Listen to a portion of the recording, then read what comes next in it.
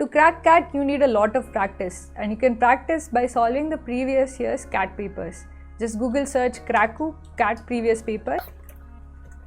Follow the Google link to get a list of all the CAT papers that are there. We have put up all the CAT papers with detailed solutions. You can take them as tests or you can download PDFs. So you can solve them as one question at a time, or you can download the PDF to get all the questions from that particular paper along with detailed solutions so that you can solve them at your own convenience.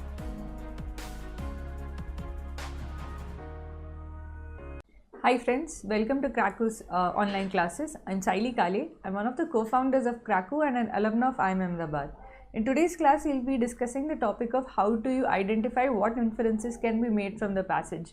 These type of questions come very frequently in CAT, and our strategy as far as reading comprehension is that we should identify how to answer the general level questions about reading comprehension. So we have all the videos till now have been like how do you approach RC, how do you read the passage, how do you identify the central idea of the passage, the primary purpose of the passage, how to identify the next topic of discussion, what the author would agree with, what he wouldn't agree with. So the next general question that comes from CAT is what inferences can be made from the passage. So the question would generally be which of the following can be inferred from the passage. So these are very frequently asked in CAT, and hence we think that you should have a idea about how you should go about solving these questions. So let's see what points you should remember while solving these questions. So the basic things that you should always remember is that the point should not be directly contradict what is given in the passage. So essentially it should flow from the passage, and it should not be irrelevant. That is, it should not be out of scope from what the passage is. This will maybe remove like one or two of the options. Then you will be left with like 2 or 3 options which are possible or probable from what is given in the passage as such. Now these are essentially options that could possibly be true or are in line with the thinking of the passage as such. So now what do you do? How do you find the right answer of these 3? So in this case, there are 4 things that you should be looking out for. First is the degree of certainty. Here, if the author has said that this is probably the case, and the option says certainly or definitely, then there is a mismatch in the degree of certainty. If the author is not certain about something, the option should also not be certain about something. So for example, that the author says that candidate X is likely to win the election, the option should not be that candidate X will definitely win the election, because that's a very different degree of certainty involved. The second thing is that what we all often see in options is that sum versus all. So when the option says that some of the students are not taking their studies seriously, and then one of the options is that all of the students are likely to fail this exam. Now that is a very different this as such. When you say some of the students have not been preparing, the inference that you can derive is some of the students are likely to fail. But you can't say all of the students are likely to fail, because there is a difference between some versus all. If you say that some of the firms have been participating in tax evasion policies, and after that you say all of the firms are not paying as much tax as they should, there is a clear distinction between the two. So whenever you see something like definitely or all of them or every single one, you should be kind of aware that there's a shift in degree as such. There's a shift in degree of certainty and the degree of people. So whenever there is a shift like that, you should be conscious that does the passage actually support this level of degree. So if it says some, then you can't choose an option which says all. If it says probably or likely, you should not choose an option that says definitely. So these are the 2 things that you can help eliminate your options further. Another thing is that of cause and effect. So what happens is that some of the trick options are like 2 things which are correlated are mentioned, and the option implies a false causality. So for example, if the passage mentions that the students have scored very low scores because the football World Cup was going on at the same time as the there is a causality involved. But if it says that the students have had low scores in their exams, and many of them have been disturbed by a incident like flu season or something like that, then you can't infer that the flu season was responsible for the low scores. Though you might mentally put 2 and 2 together and say, okay, maybe this was the reason. Unless the passage implies causality, you cannot say that this was cause and effect. So always be careful when whenever you see because something happened, because that causality or that cause as such should be supported by the passage. If the passage doesn't say that this is the reason for that, if it just says that these two events happened together, but it doesn't say that A was the cause for B, any option that says that because of this, we can say that if this happens again, then Y will happen again. If anything of that sort is given, then you can infer that you have to first ask yourself, is the causality there in the passage? If it is not there, you can eliminate that option. Then the last thing that is one of the easier tests of checking whether or not an option is viable is if you can reason yourself saying that no, this there can be possibly different reasons why something is the case. So for example, if say you say that the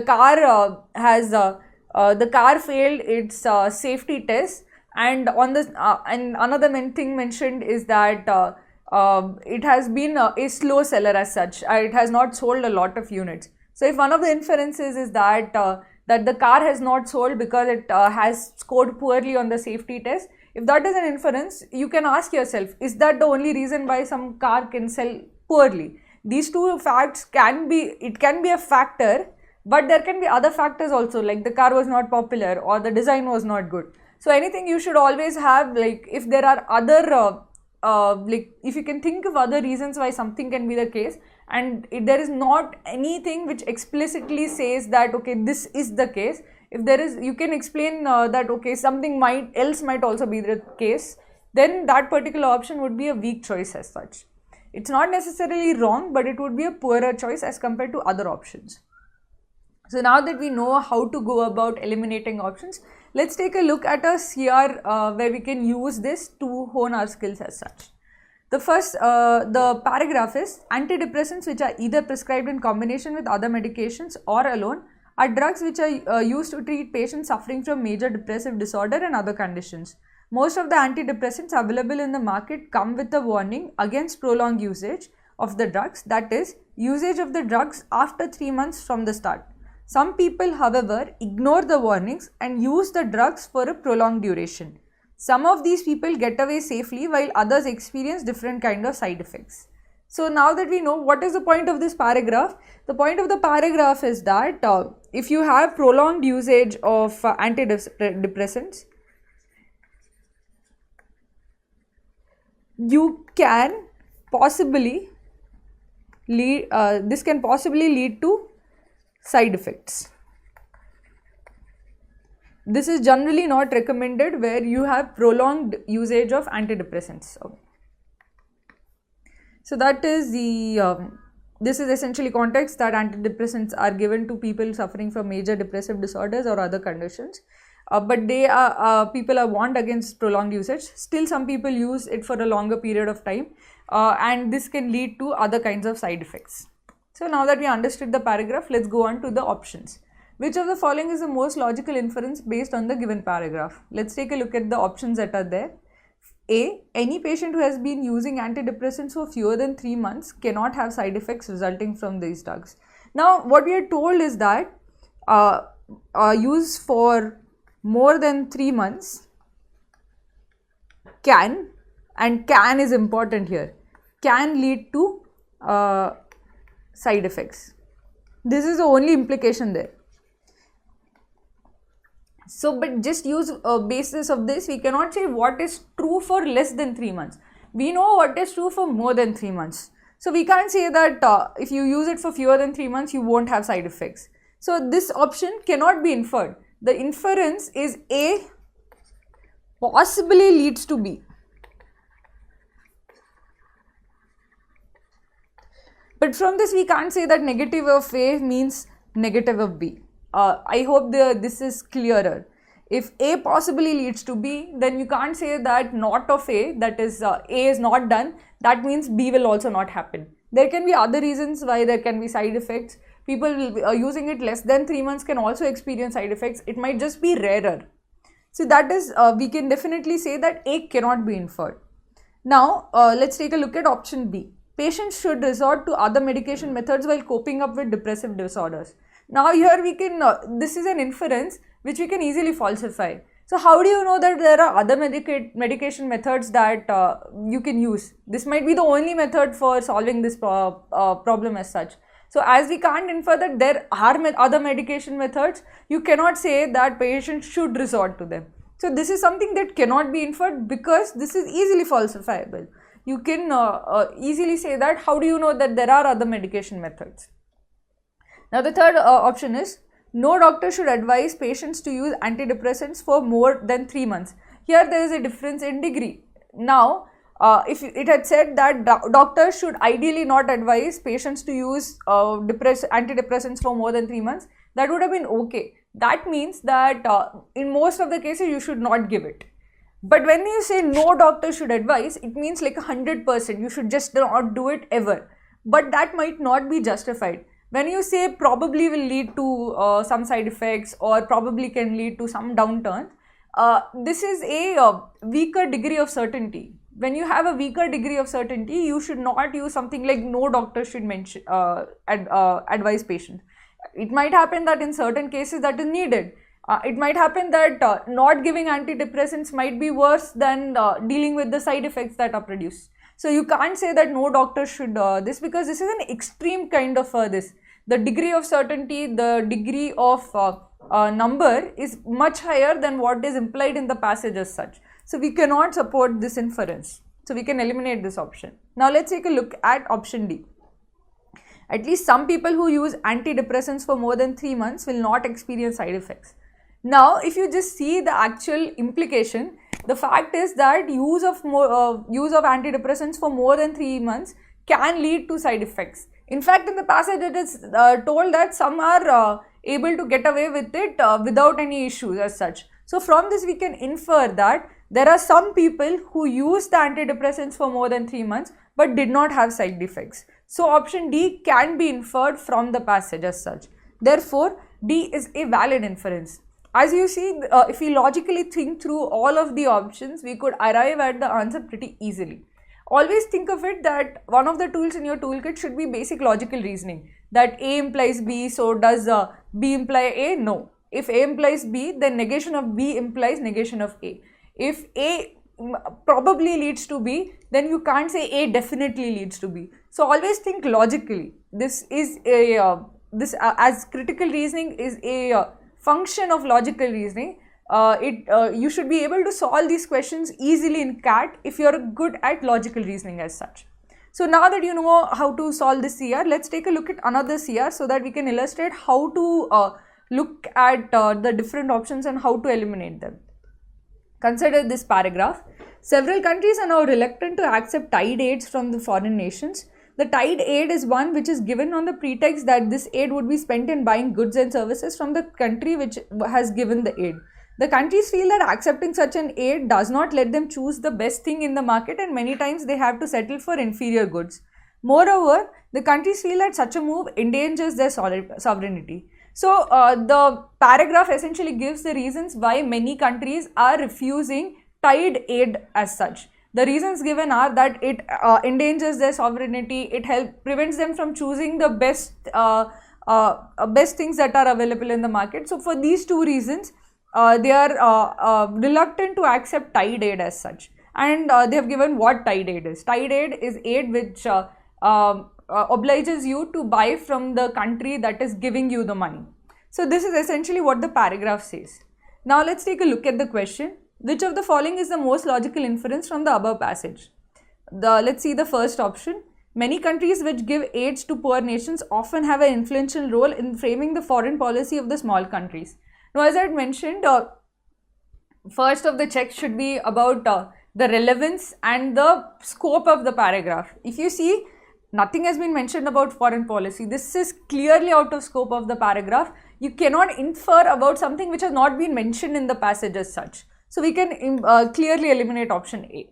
Let's take a look at option B. Many countries like the US give the foreign aid only to help the poor countries and do not expect anything in return.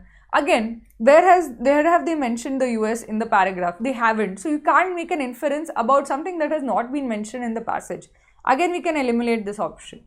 Let's take a look at option C. The countries which give foreign aid to other countries intentionally sell inferior quality goods to these nations. Now here, this is a distortion of what is given in the paragraph. In the paragraph, we are told that sometimes they have to accept inferior goods when they agree to tied aid. But that doesn't mean that the country that is giving aid is intentionally selling inferior goods. Here, this is essentially amping up the distorting what is given in the passage as such by saying that I have to sometimes buy inferior goods versus saying that he is intentionally selling me inferior goods. There's a degree of difference over here. So there's a major distortion in option C, so we can eliminate option C. Let's take a look at option D. Most countries prefer to take their decisions on their own rather than being influenced by some other country, even if it comes at the cost of some monetary losses. So this we can infer from the fact that countries value their sovereignty over tied aid. So it's given in the paragraph that one of the reasons why they refuse tied aid is because they value sovereignty more. So sovereignty basically means their independence in taking decisions.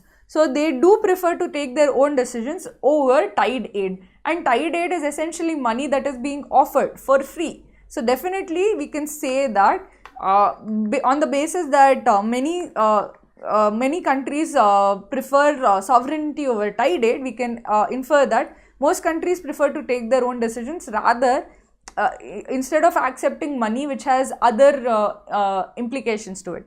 So we can infer option D. Therefore, option D is the right answer. Now let's take an actual CAT 2017 passage as such.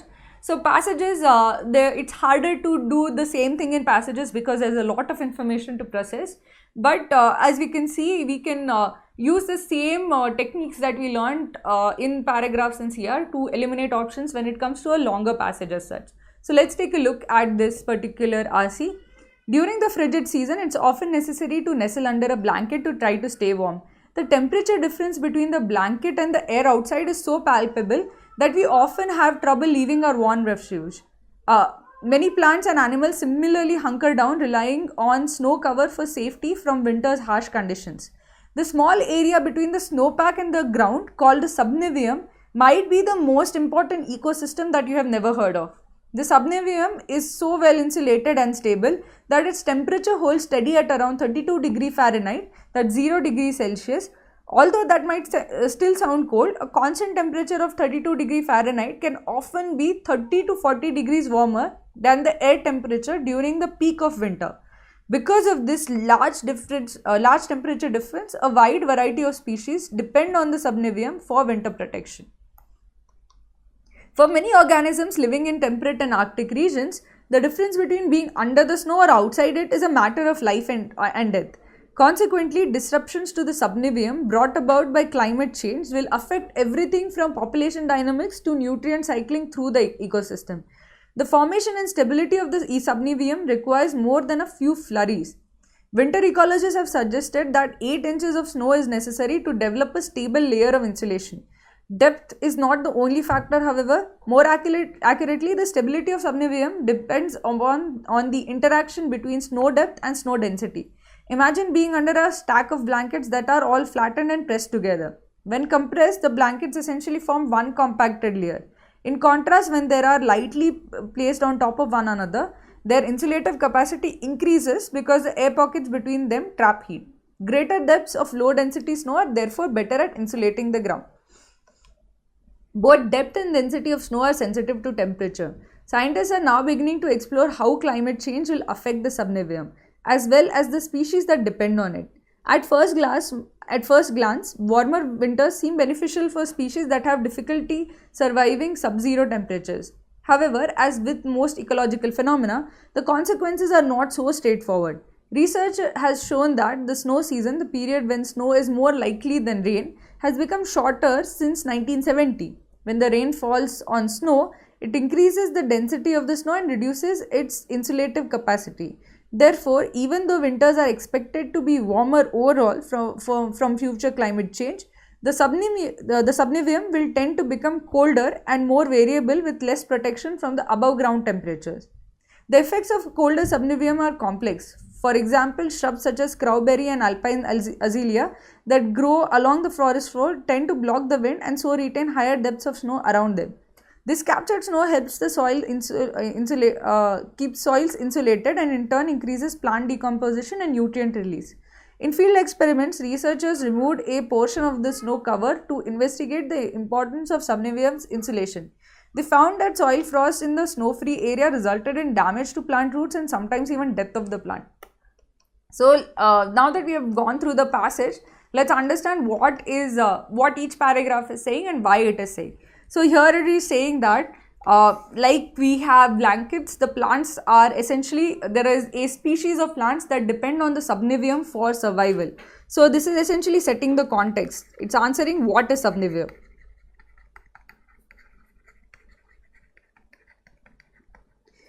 And this is saying that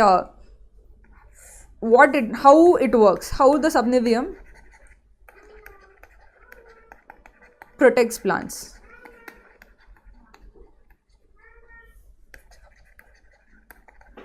The next, this is for many organisms, this is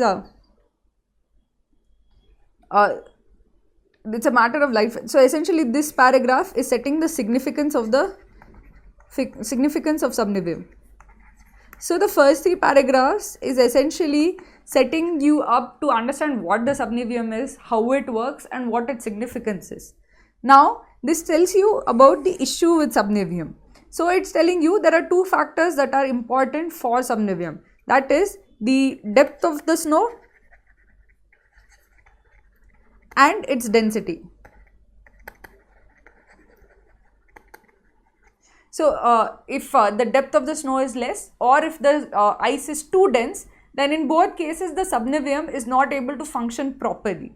Now this is the main point, that the subniveum is extremely vital, and because of climate change there have been changes to the depth of snow that is there as well as the density of snow, and that is impacting the plants that are dependent on the subniveum. That is the main point of the passage, that the subniveum is being eroded because of climate change, and this is negatively impacting the ecosystem that depends on the subniveum.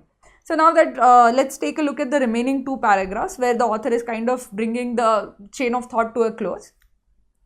So here he says about the climate change, how this is affecting how climate change has changed the subniveum as such, that though the amount of colder periods has shortened and the peak cold temperatures have gone down, this has not been good for the ecosystem that depends on the subniveum, because the subniveum has been impacted and now they are actually more prone for dying due to cold.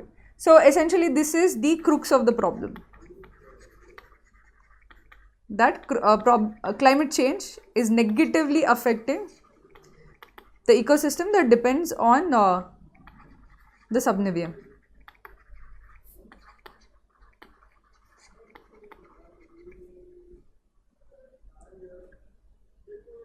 So the last this is that it's not easy to understand how this is working, but here he is trying to say that each part of the ecological system has a chain effect, as in it's not, the ecological system is very complex, that in cases where if a part or there are some shrubs that help trap more snow and hence help in protecting the subniveum, and if this is removed then you see that plants in the roots of the plants are exposed and then those plants die. So here the point is essentially the ecological ecosystem is very complex, and interdependent. So we have essentially understood what is the point of the passage. The point of the passage is that climate change is affecting the subniveum, and given how fragile and interdependent the ecological system is, it's very important that we take a look at this, because the subniveum plays a crucial role in protecting a lot of species of plant life. So that is the main point of the passage as such. So now that we have understood the passage, we understood what is the point of each paragraph, what it is doing. Then let's take a look at the question now. So the question is, which of the following statements can be inferred from the passage?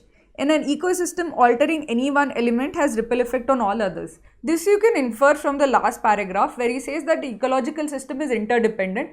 Removing the shrubs, in fact, would trap less snow, and because less snow is trapped, the subniveum will be affected. If you remove the subniveum, the plants where the roots were exposed will die. So essentially, one part of the ecological system is responsible for protecting the other parts, and if you alter one part, then other parts are also affected. So this inference can be drawn quite effectively from the last paragraph of the passage. So this is likely to be the answer, because this is true. Let's take a look at the second option. Climate change affects temperate and Arctic regions more than the equatorial or arid regions. The fact is that though temperate and Arctic regions have been mentioned, nothing has been mentioned about these regions. It has not been mentioned that climate change is not affecting them as much. So given the lack of fact supporting this kind of inference, we can say that this inference is untrue. Let's take a look at this third option. A compact layer of wool is warmer than a similarly compact layer of goose down. So what has the author said in the passage? The author has said that a compact layer is less effective in trapping heat than a layer which is like spread out and has air pockets in between. So he has not compared between one type of insulation with another type of insulation. We have no information about these two types of insulation and which is more effective. So we cannot say this, because this is just out of scope of the passage as such. Now the fourth option is the loss of subniveum, while tragic, will only affect the temperate and Arctic regions. This is in fact false, because the author says that the ecological system is complex. The subniveum protects other plants, and there is a ripple effect as such between where one plant life is connected to the subniveum and the subniveum is connected to other plant life. So there is a interconnectedness in the ecosystem that is there. So we cannot infer that this will only affect this region. It can affect other regions as well. You don't know, you can't infer that. If there is a loss of plant life in one region, this can in fact affect other regions. So we cannot infer this, because it actually goes against the inference that we can make from the last paragraph. So we'll eliminate this option. Therefore, the right answer is option A. So as you could see from the example of this passage, what you had to do is take a logical look at the options. See what information you had, then use your toolkit. Essentially, is it relevant? Is it in the scope of the passage? Are there facts that are supporting it? Is this right in degree of certainty? Is this right in degree of number? That is it some was given, all is given? Is this right according to that? Is it non-falsifiable? Can I think of any other reason which would explain something apart from the reason given in the option? Is there a cause and effect? If a cause and effect is implied by the option, is that cause and effect or this causality, is it implied by the passage as well? So think of all of these steps while you are seeing a passage, whenever you are answering questions that what can be inferred. Once you get into this habit of going that, okay, this is the checklist and these are the tools I have, you will be much better at eliminating wrong options as such. So thank you for tuning in.